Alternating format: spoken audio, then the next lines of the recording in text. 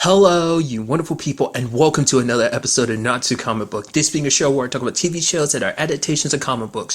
For today's episode, I'm going to talk about the latest episode of Black Lightning. So a lot of interesting developments happened in this episode. First of all, we have the fact is that new tech in the suit, Jeff can hover now, which immediately my brain immediately thinks of Cole from the infamous games. Well, not just him. Is it Delson from Second Son could do it too? But the fact is, because Cole had electric abilities, it reminds me even more about the whole like hovering thing. I'm like, that's so cool. I wonder will that eventually turn into full blown flying, where he can just kind of go Iron Man, you know, kind of like and just blast yourself off. I don't know. Maybe it'll eventually turn into that, but for now, we're just kind of like good at like jumping and just hovering, so he can get more height and jump the buildings or something like that. Still pretty cool.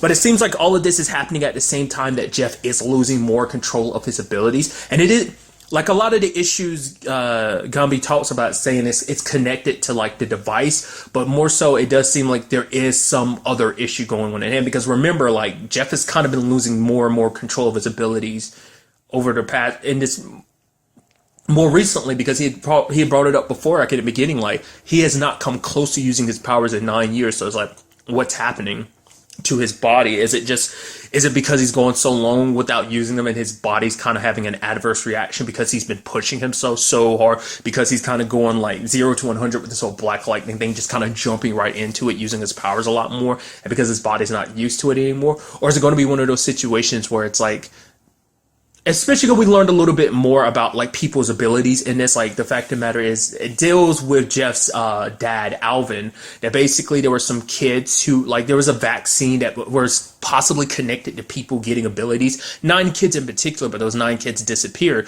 The question is, like, is Jeff secretly one of those? Well, there's more, but I'm sure like those 9 are the only ones that disappear.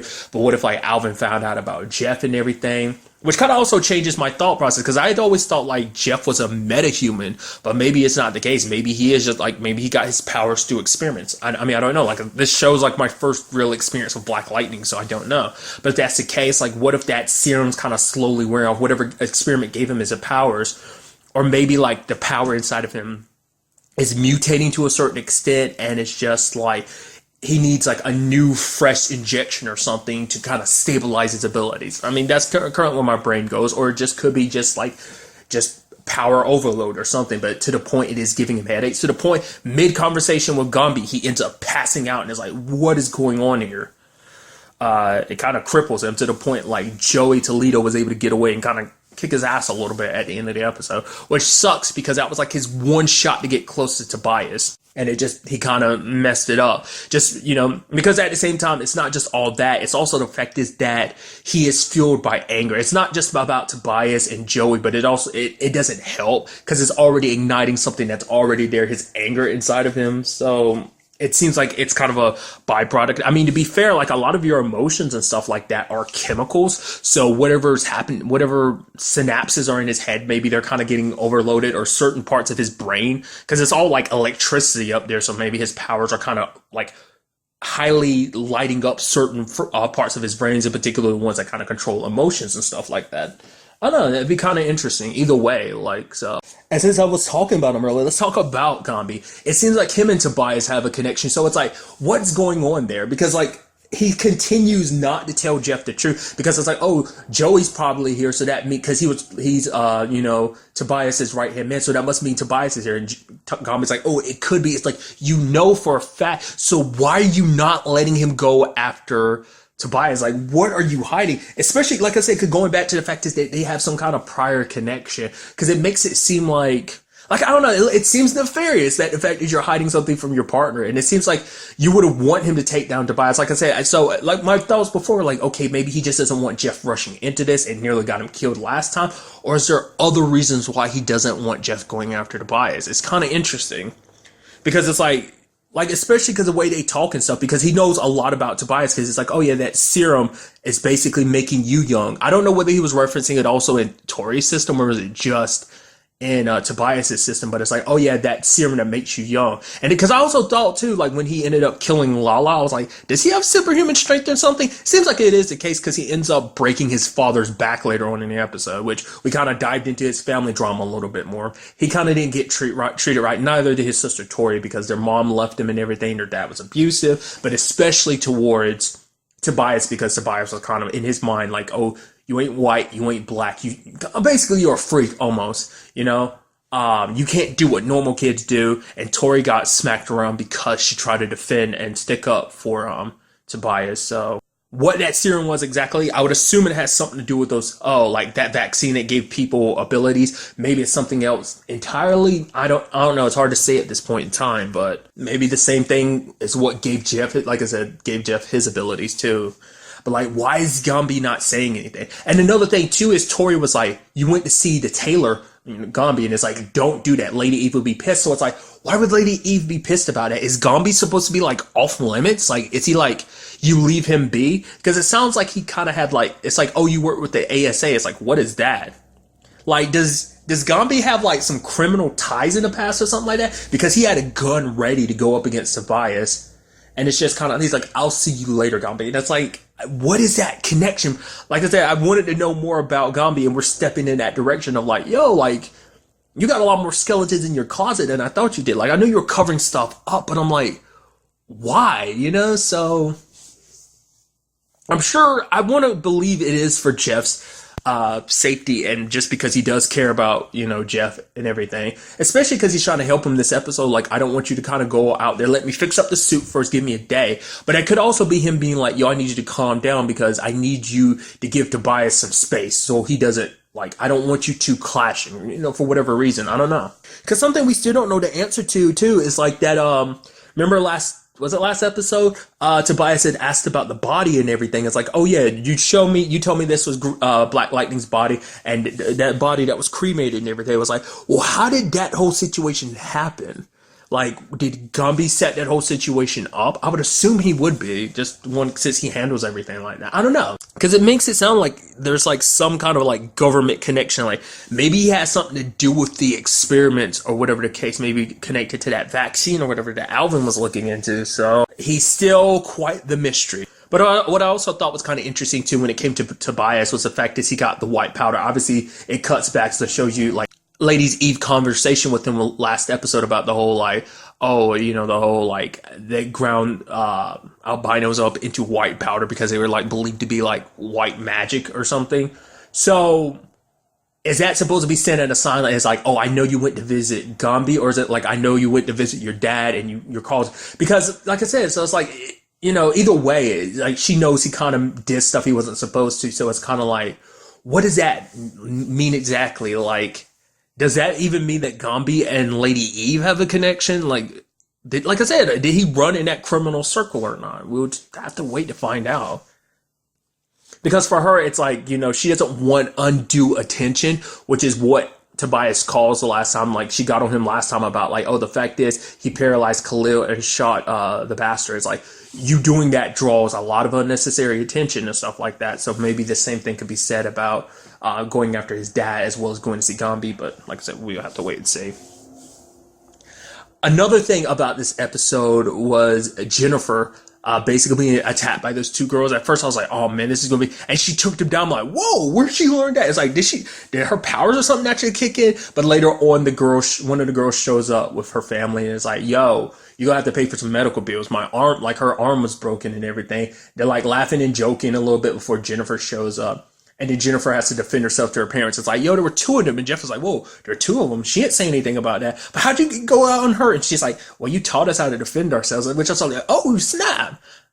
I shouldn't be surprised, but it's like, I didn't even think about it, because when you actually look at it, it's like, Anissa kind of has form with hers. It's not like she just like ran with it, like her stances and the way she has her guard up and stuff when she was fighting. It's like, like even when she was practicing her abilities, like even the whole breathing thing, it's like, that's probably stuff that Jeff taught her that she's applying. It's kind of, I guess in my mind, I kind of thought that was something she taught herself all on her own, but maybe, you know, like I said, I didn't think about it too much, but I guess maybe it kind of applies. But that's kind of interesting. I mean, it's like, obviously you would, teach your children how to defend themselves. I'm surprised they never asked any questions, but I mean, their dad's an Olympian, so they're probably like, it probably just comes with the territory of him and everything. But I love it. But then you hear Jeff hearing that, like that Jennifer took two people down. You see him crack a smile a little bit, and Linda's like, Jeff, and he's like, yeah, that's right. Violence is never the answer. And then later on, because Lynn's super pissed, she's like, yeah, I'll find a different way to handle things. And she's kind of literally talking to Jeff at the same time too when she's saying that. And then you have like when she walks away, Jeff's like, so it was two girls. She's like, yeah, it's like you got that dad moment, like that's my little girl, kicking some ass. I thought that was so good. The problem is, like, he tries to lecture Jennifer about, like, how she shouldn't let her emotions get the best of her. Like, sometimes you need to just walk away. It's like, he literally can't follow his own advice, kind of threatening even to shock Kombi if he didn't get out his way. So it's just so interesting. But I mean, that's always like hindsight, you know. I mean, a lot of times like, when you're so caught up in your own situation, because he's so caught up in his own revenge, wanting to get to Joey so he can get to Tobias, the man who killed his dad and everything. So it's obvious you're not going to see clearly under those circumstances. So, like I said, it's kind of interesting, like that Jennifer hasn't even started. Like maybe I'm remembering the trailer wrong, but I could have sworn. I mean, to be fair, we're still like only like what, almost halfway into this season, and she hasn't developed her abilities yet, but maybe Anissa has, because it's just kind of like, well, she's older and everything. So, I mean, it's usually like when you're much older that these type of things typically happen. It's usually like teenage years. I kind of like chalk it up to, but I am curious to see what that means going forward, like what Jennifer will do. I mean, it's like all the stuff that girl was saying too, because she was basically like, apparently she's Khalil's ex. It's like, oh, you mad at me because I dusted you on the track, and the fact of the matter is Khalil dumped you. So it's like, oh, don't be mad at me just because things ain't working out for you type of thing. So I'm curious to see how that goes going forward, because, you know, Jennifer's going to try not to fight back, but that's that situation where, like, the moment people find out, oh, you're not going to fight back, that's when they push back even harder, and it's going to turn into an ugly situation when she ends up having to take them down. Might be even a situation where she gets jumped, but nevertheless. Now I'm thinking about it in retrospect, I'm curious, like, were they always taught to defend himself, or was it because of the 100th thing, like them being kidnapped at the beginning of the series, that kind of prompted him to teach them self-defense? I'm curious.